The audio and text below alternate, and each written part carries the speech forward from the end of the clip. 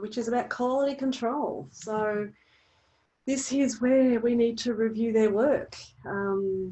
And so what I suggest is review early. Like if you're putting a new staff member on, if you're working with a remote staff initially, like, you know, to start off with, start reviewing and review early. Too often bookkeepers go too far down the track and have not reviewed it for 3 months and then go to do a BAS and then, you know, find a whole lot of problems. So, you know, don't wait till BAS is over.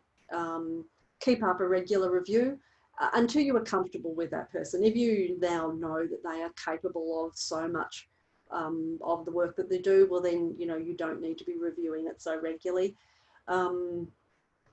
And then plan early to move that review process over to a staff member, to another team member. Don't continue to think that you need to be doing the reviews all of the time yourself as you were growing your business. So Judith, I know you've got some review processes in place. Yeah, we have a check of work that each staff member does, and other staff members do that check. Every time there's a BAS, two sets of eyes go over it before it goes out, before figures go to the client. And, you know, often I will try to get the Australian or the Scottish team checking the Philippines and the Philippines checking the Australian and the Scottish. And they know that that's generally the way it will work, but there are times when they're not available and whoever does the check, and that's fine. And we find that it actually helps everyone to keep their eyes open when they're looking for mistakes that someone else has made or things that have slipped through. And our process is also very clearly, look, don't use the reports that have already been generated, generate new ones. This is a checking process. You're there to make sure that things aren't slipping through. And I adopt that process. You know, I have something that I do. I get one of my team members to check what I've done too. It's the way it works in our business. Yeah, and one of the things also is not to continue to fix people's errors. So they won't learn if you are just constantly taking them on board and doing them yourself. So if they are causing errors, get them to fix them. And if they are needing some training in that area, and I know, Judith, you do, you know, training with your staff regularly. Yeah. I used to create an agenda of my next training session. So whatever mistakes that people are making, I'd make a note and then have an agenda for a BAS off and do a training session with those things. So you're constantly needing to train your staff and being able to pass that review process on. Whenever a mistake was made on my team, I did the same thing. But the first question I asked myself was if it was a system problem in that the system wasn't good enough, I'd say, what system do I need to create in order for that to not happen again?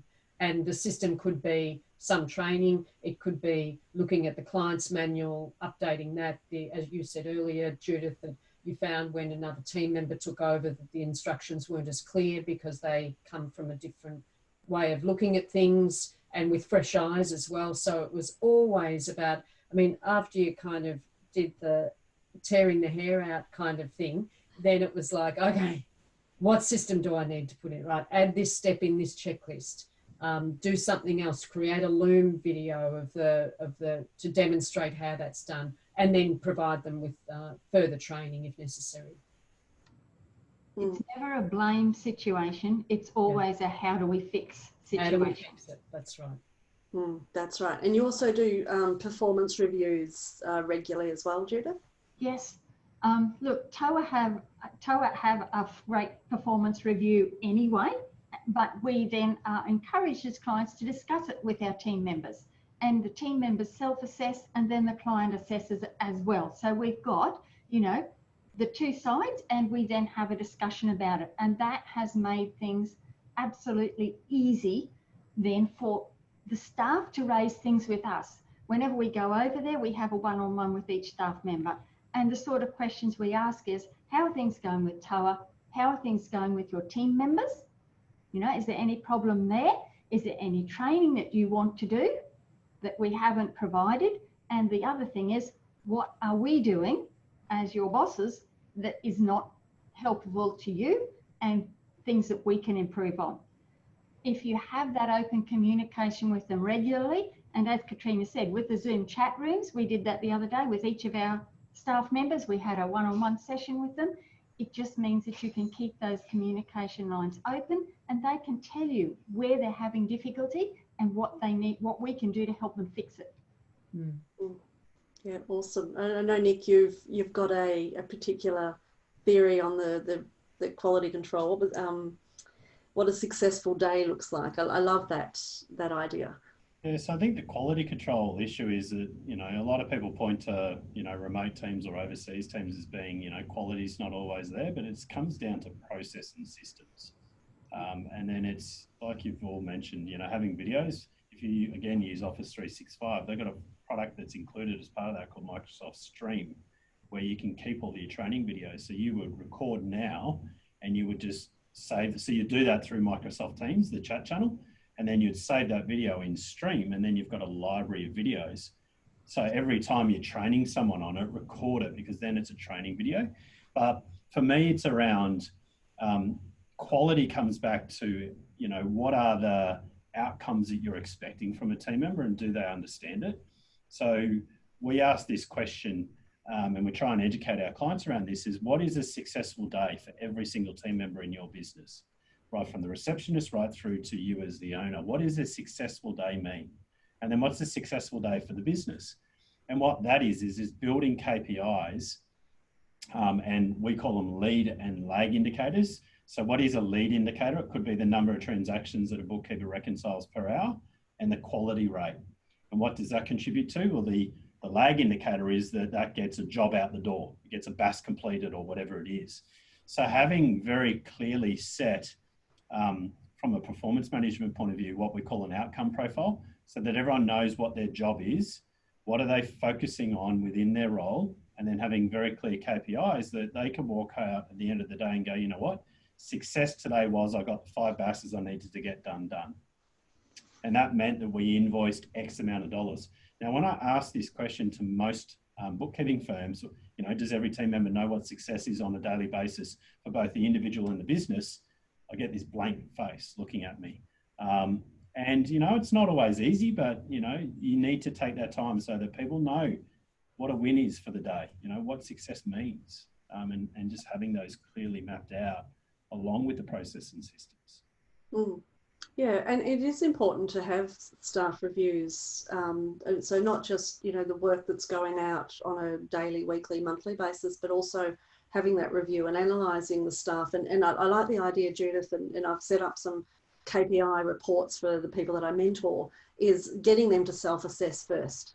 So, you know, assessing themselves in, you know, their productivity or their accuracy or their communication styles or their attitude, or, you know, whatever it may be, get them to talk about, you know, what they see in themselves, and also where they can improve, because they could be, their perception could be totally different to what your perception is. So it's important to get a guide from them of what, you know, how they see themselves.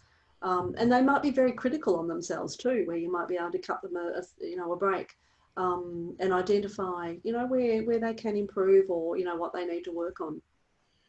Performance, can I say this? Performance management is not a once a year thing you talk about with salary reviews. You should have what we call hard and soft check-ins every month. Soft check-in being how are you going, how's the work environment, all of those things that Jude was saying. A hard check-in is around performance and KPIs. Are they on track? Are they off track? What further training do they need? Self-assessment is critical, but, you know, performance review shouldn't be once a year. It should be, you know, a hard one every quarter, and soft check-ins at least every month. Okay. Yeah, I certainly didn't do them that regularly, but that's an interesting. And why do you need to do that? Why do you feel as if it's important to do them that regularly? If you leave it go too long, and then you raise an issue 3 months after the fact that it happened, it then becomes, you know, well, why was that not raised, you know, in real time? So if you're not connected, I mean, the owner doesn't have to do all of those. It can be, you know, managers doing that with their teams. It's not one person doing all of them. But I'd also say the hard and the soft check-in should be done by different people if possible. So someone's having the conversation around performance, the other person's having the conversation around how are you, how's the communication? Because some of the issues with their performance may be because of you.